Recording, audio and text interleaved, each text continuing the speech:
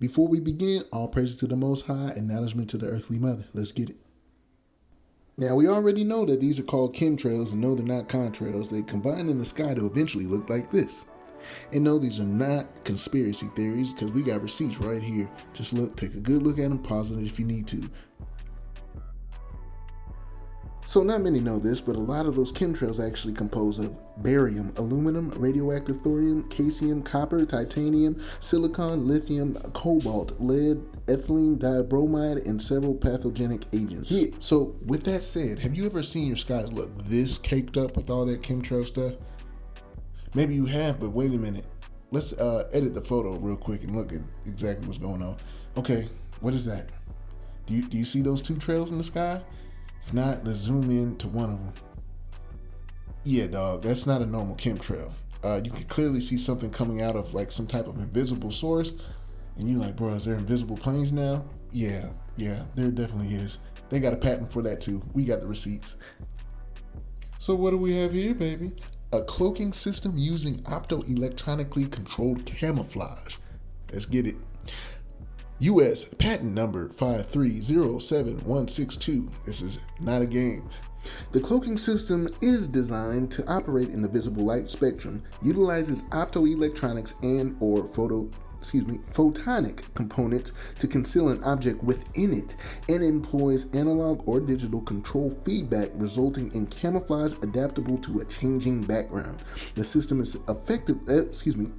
effectively conceals either a still or a moving object from view by the interposing of a shield between the observer and the object, and recreating a full color synthetic image of the background on the shield for viewing by the observer, thus creating the illusion of transparency on both the object and the cloaking system.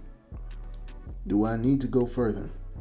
In case you didn't understand what I read, basically they have a system in which they can enclose a certain object, whether moving, still, or flying. You're going to see that in a second.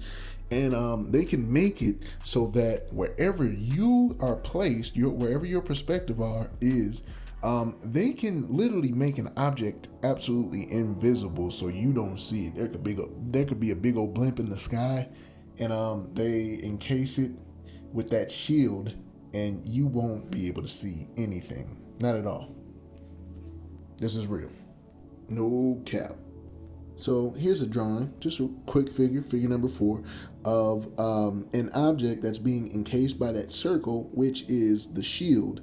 Basically, that creates that illusion. If you see those number 16s, those are little sensors on the shield that actually sense where you are according to where the object is, and creates an artificial image so you think that it's actually transparent and that nothing's there.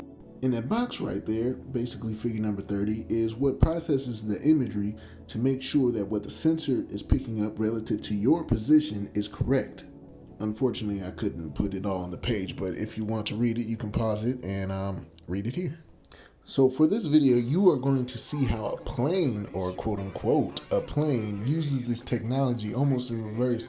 So as it goes over you, the sensors pick up that it's over you to your relative position, and it's going to make you see a plane. But as it gets farther and farther, it's going to actually turn into the actual object that was already there.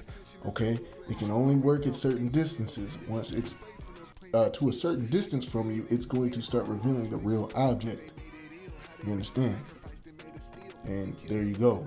So if you don't believe it, we're going to pause this video, and then we're going to look at it in another filter. I mean, I don't see any wings anymore. Look closely. This is no game. Look closer. If you don't believe me. There you go. Yeah, that's not a plane. It never was a plane, but because of the technology they have, as it went over you, you thought it was a plane. They even have audio technology to make it sound like a plane. So the next time you see something like this, or something like this, or this, ask yourself, is that really a hole punch cloud? Or is there something cloaked in my skies that's pouring out even more chemtrails? Just think about it.